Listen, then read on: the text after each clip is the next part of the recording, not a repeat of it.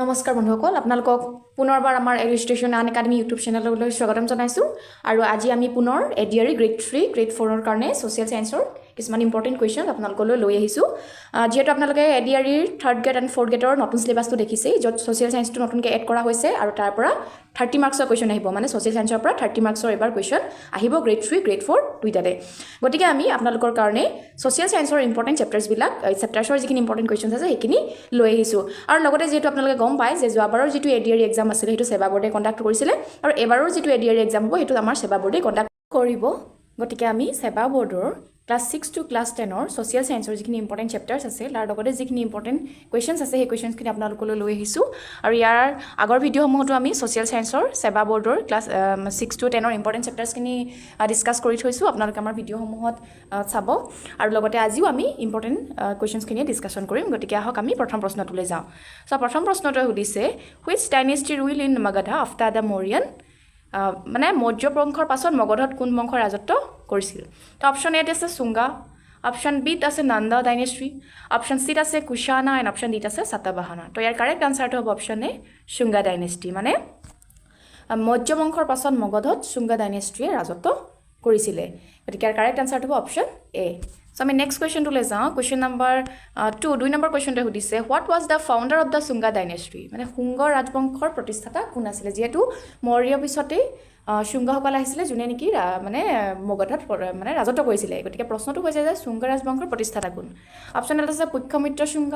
Option B আছে Kanishka option সি আছে গৌতমীপুত্ৰ শতকৰ্ণী আৰু অপশ্যন ডি আছে শিশুনাগা তাৰ কাৰেক্ট আনসাৰ হ'ব অপশ্যন এ পুষ্যমিত্ৰ শুঙ্গ পুষ্যমিত্ৰ শুঙ্গই মানে মৌৰ্য বংশৰ শেষৰ ৰজা বৃহদাৰ্থক মানে হত্যা কৰি পেলাই শুঙ্গ বংশৰ প্ৰতিষ্ঠা কৰিছিল আৰু শুঙ্গ বংশই মৌৰ্যন বংশৰ পিছত মানে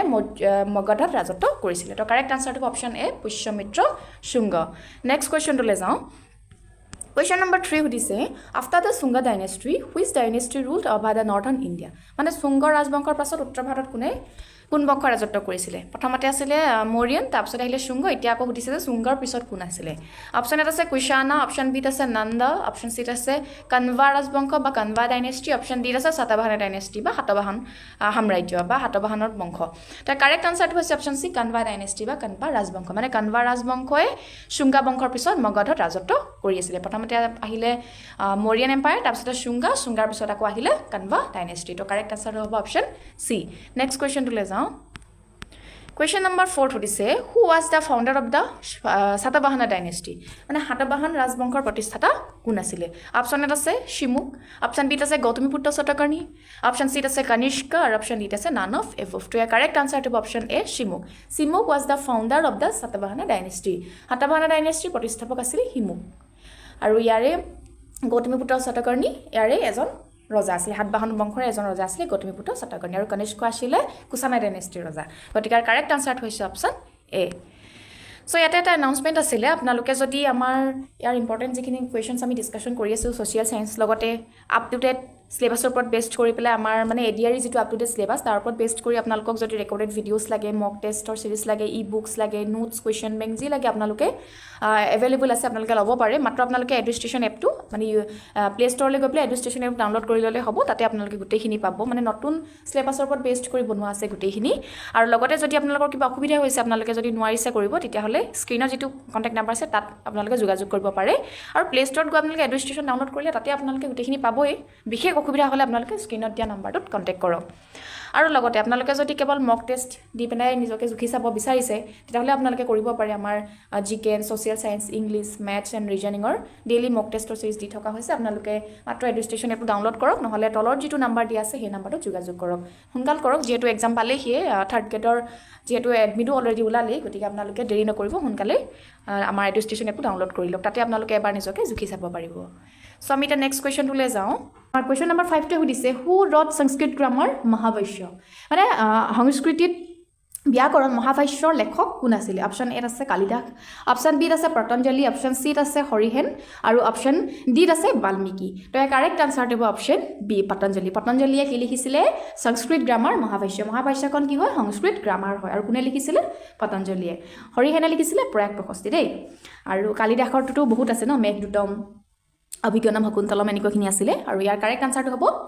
মহাভাষ্যখন লিখিছে পতঞ্জলিয়ে তো এইখিনি মনত থবলগীয়া কথা মানে এইটো কুৱেশ্যন আহিব পাৰে তোমালোকৰ এক্সামত যে সংস্কৃত গ্ৰামাৰ যিখন আছে মহাভাষ্যখন কোনে লিখিছিল আৰু এটা কুৱেশ্যন ইয়াতে ক্ৰিয়েট হৈ গৈছে যে মহাভাষ্য যিখন আছে সংস্কৃতত লিখা হৈছিলে সেইখন কি আছিলে পতঞ্জলিয়ে লিখা মহাভাষ্যখন কি হৈছিলে পয়েট হয় নে ড্ৰামা হয় নে কি হয় এইটো কি হয় আনসাৰটো হ'ব গ্ৰামাৰ এখন ব্যাকৰণ হয় দেই গতিকে কাৰেক্ট আনসাৰটো হ'ব অপশ্যন বি পতঞ্জলি আমি নেক্সট কুৱেশ্যনটোলৈ যাওঁ ইয়াত কুৱেশ্যন নম্বৰ 6টোৱে সুধিছে in which part of India the Satavahana dynasty ruled over ভাৰতৰ কোন অংশত সাতবাহন ৰাজ্যই মানে কি কৰিছিলে ৰাজত্ব কৰিছিলে ৰাজবংশই ৰাজত্ব কৰিছিল তো অপশ্যন এত আছে উত্তৰ ভাৰত নৰ্থ ইণ্ডিয়া অপশ্যন বিত আছে সাউথ ইণ্ডিয়া দক্ষিণ ভাৰত অপশ্যন চিত আছে নৰ্থ ইষ্ট ইণ্ডিয়া উত্তৰ পূব ভাৰত অপশ্যন ডিত আছে সাউথ ৱেষ্টাৰ্ণ পাৰ্ট দক্ষিণ পশ্চিম অংশত আৰু এই correct answer option D south western part মানে আমাৰ ভাৰতবৰ্ষৰ যিটো দক্ষিণ পশ্চিম অঞ্চল আছে ন সেই অঞ্চলটোতে সাতবাহনসকলে ৰাজত্ব কৰিছিলে আৰু সাতবাহনৰ ৰাজবংশৰ প্ৰতিষ্ঠাতা আছিলে চিমুক গতিকে ইয়াৰ কাৰেক্ট আনসাৰটো হৈছে option D south western part of India তো নেক্সট কুৱেশ্যনটোলৈ যাওঁ ইয়াত কুৱেশ্যন নম্বৰ 7ত সুধিছে under which patronize Mahabhashya is written কোন ৰজাৰ পৃষ্ঠপোষকতাত মহাভাষ্য লিখা হৈছিলে তো অপশ্যন এটোত আছিলে পুষ্যমিত্ৰ অপশ্যন বিত আছে কনিষ্ক অপশ্যন চিত আছে হৰ্ষবৰ্ধন অপশ্যন ডিত আছে অশোক তো কাৰেক্ট আনসাৰটো হ'ব অপশ্যন এ পুষ্যমিত্ৰ তাৰমানে যিখন মহাভাষ্য সংস্কৃত গ্ৰামাৰ আছিলে সেই গ্ৰামাৰখন লিখিছিলে পতঞ্জলি আমি ইয়াৰ আগতে ডিছকাশ্যন কৰিলোঁ পতঞ্জলিয়ে লিখিছে আৰু সেই গ্ৰামাৰখন কাৰ দিনত লিখা হৈছিলে মানে কাৰ পৃষ্ঠপোষকতা লিখা হৈছিলে ৰজাজনৰ নাম আছিলে পুষ্যমিত্ৰ আছিলে চুংগা ডাইনেষ্টিৰ ৰজা গতিকে ইয়াৰ কাৰেক্ট আনসাৰটো হৈছে অপশ্যন এ তো আমি নেক্সট কুৱেশ্যনটোলৈ যাওঁ কুৱেশ্যন নম্বৰ 8টোৱে সুধিছে during which dynasty famous book বৃহৎ কথা ৱাজ ৰিটেন কাৰ শাসনকালত যিখন বিখ্যাত গ্ৰন্থ আছিলে বৃহৎ কথা বুলি কয় সেইখন লিখা হৈছিলে অপশ্যন এত আছে কুশানা ডাইনেষ্টি অপশ্যন বিত আছে পালা ডাইনেষ্টি অপশ্যন চিত আছে শিশুনাগা ডাইনেষ্টি আৰু অপশ্যন ডিত আছে সাতবাহনা ডাইনেষ্টি সাতবাহন ৰাজবংশ তো ইয়াৰ কাৰেক্ট আনসাৰটো হৈছে অপশ্যন ডি সাতবাহন ডাইনেষ্টি তাৰমানে সাতবাহন ৰাজবংশৰ ৰাজত্ব কালতে বৃহৎ কথা বুলি যিখন বিখ্যাত কিতাপ আছিলে সেইটো সময়ৰ সেই কিতাপখন লিখা হৈছিলে তো কাৰেক্ট আনসাৰ হ'ব অপশ্যন ডি সাতবাহনা ডাইনেষ্টি আমি নেক্সট কুৱেশ্যনটোলৈ যাওঁ আমাৰ কুৱেশ্যন নম্বৰ 9 দিছে in which language the book বৃহৎ কথা ৱাজ ৰিটেন বৃহৎ কথা যিখন গ্ৰন্থ আছিলে সেই গ্ৰন্থখন কি ভাষাত লিখা হৈছিলে কোন ভাষাত লিখা হৈছিলে অপশ্যন এ আছে পালি অপশ্যন বিত আছে প্ৰাকৃত অপশ্যন চিত আছে সংস্কৃত এণ্ড অপশ্যন ডিত আছে নান অফ এবভ তো কাৰেক্ট আনসাৰটো হ'ব প্ৰাকৃত বৃহৎ কথা বুলি যিখন মানে বিখ্যাত গ্ৰন্থ আছিলে যিখন গ্ৰন্থ তোমাৰ মানে সাতবাহনসকলৰ দিনত লিখা হৈছিলে সেই গ্ৰন্থখনৰ ভাষাটো কি আছিলে প্ৰাকৃত ভাষাত লিখা হৈছিলে তো কাৰেক্ট আনসাৰটো হৈছে প্ৰাকৃত নেক্সট কুৱেশ্যনটো আছে question number 10 what is the main character of the society of the Satavahana dynasty Satavahana শাসন কালত সমাজৰ প্ৰধান বৈশিষ্ট্য কি আছিল অপশ্যন এত আছে ছিংগল ফেমিলি মানে জইণ্ট ফেমিলি মানে একক পৰিয়াল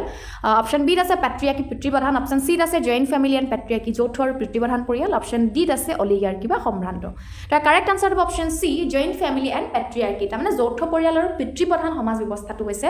সাতবাহন সাম্ৰাজ্য মানে শাসন কালৰ সমাজৰ প্ৰধান বৈশিষ্ট্য তেওঁলোক পিতৃপ্ৰধান আছিলে আৰু লগতে যৌথ পৰিয়ালত বসবাস কৰিছিলে তো কাৰেক্ট আনসাৰ হ'ব অপশ্যন চি নেক্সট কুৱেশ্যনটোলৈ যাওঁ আমি কুৱেশ্যন নম্বৰ 11টোৱে আমাক সুধিছে who was the founder of the Kushana dynasty Kushan ৰাজবংশৰ প্ৰতিষ্ঠাতা কোন আছিলে ইয়াত অপশ্যন এত আছে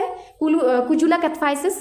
অপশ্যন বিত আছে কনিষ্ক অপশ্যন চিত আছে ভীমা কেটফাইচিছ আৰু অপশ্যন ডিত আছে চিমুক তো কাৰেক্ট আনসাৰটো হ'ব অপশ্যন এ কুজুলা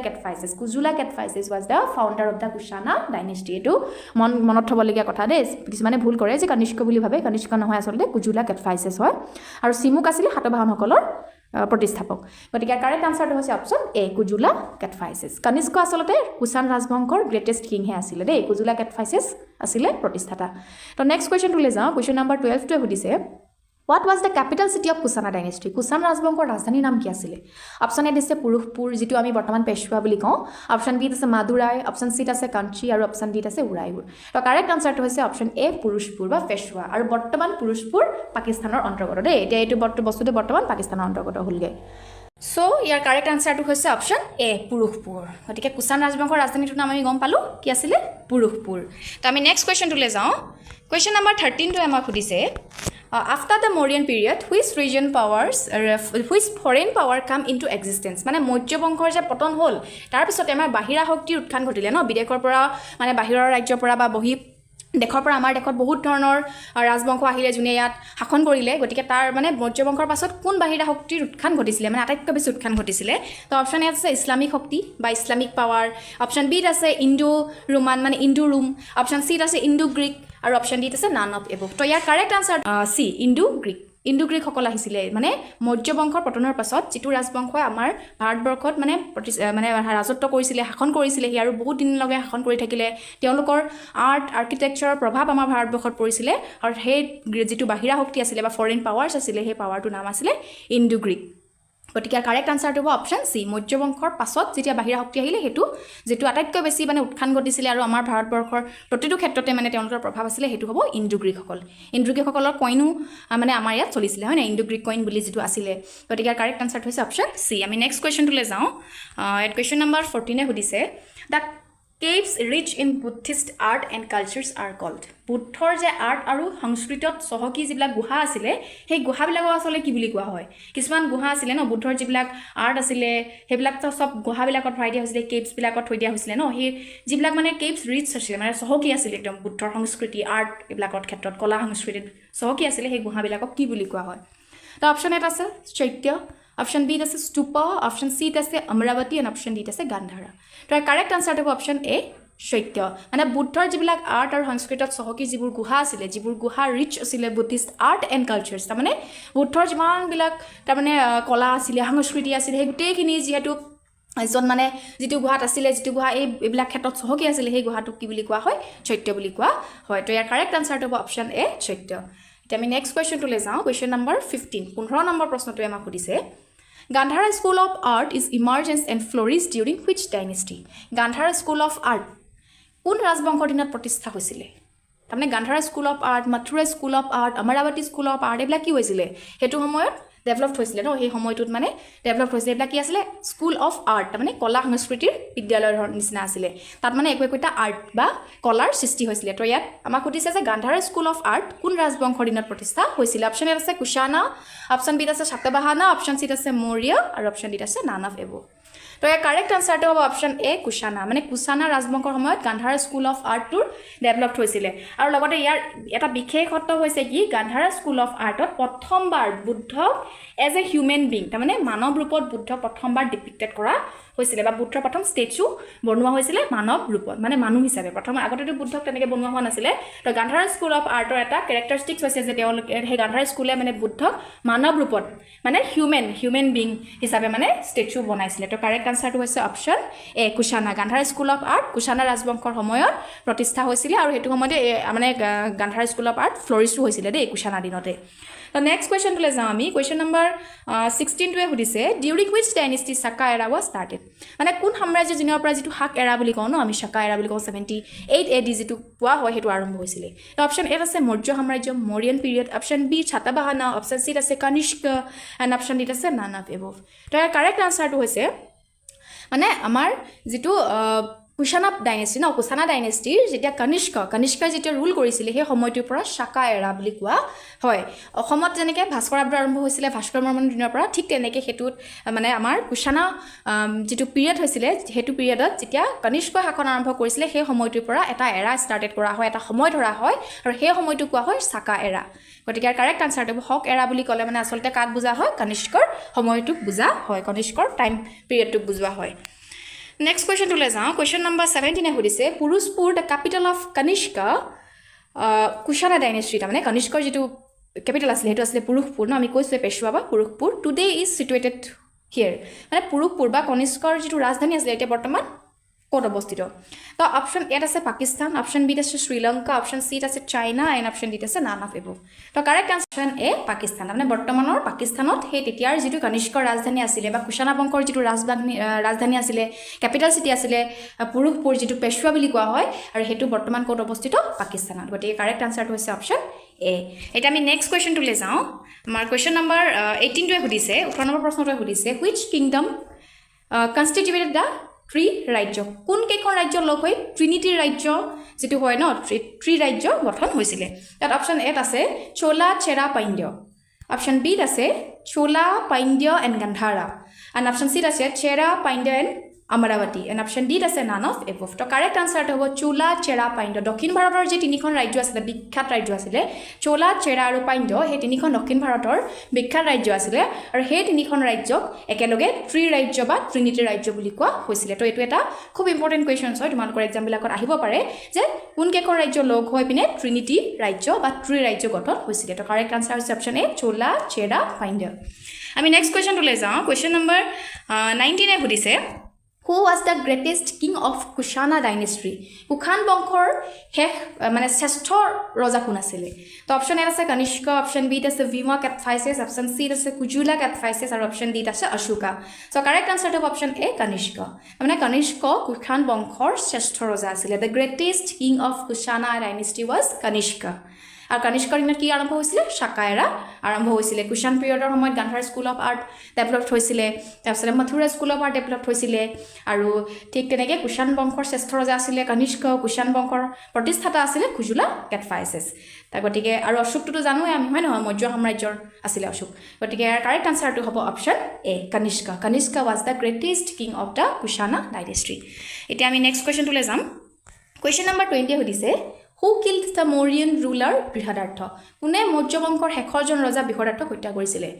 তাৰমানে মৌৰ্য বংশৰ শেষৰজন ৰজা আছিল বৃহদাৰ্থৰ পিছত মৌৰ্য বংশ একেবাৰে পতন ঘটিলে আৰু নতুন এটা ডাইনেষ্টি হেতু সময়ত আহিলে যোনে মগধৰ ৰুল কৰিলে যিটো নাম আছিল শুঙ্গা ডাইনেষ্টি আৰু প্ৰশ্নটো সুধিছে Who killed the Mauryan ruler Brihadartha? Option A হ'ব Pushyamitra option B Bimbisara option C আছে মহা পদ্মনন্দ আৰু অপচন ডি আছে নান অফ এভভ তো কাৰেক্ট আনসাৰ হ'ব পুষ্যমিত্ৰ তাৰমানে পুষ্যমিত্ৰই বৃহদাৰ্থক হত্যা কৰিছিল গতিকে আমি গম পালো যে মৌৰ্যান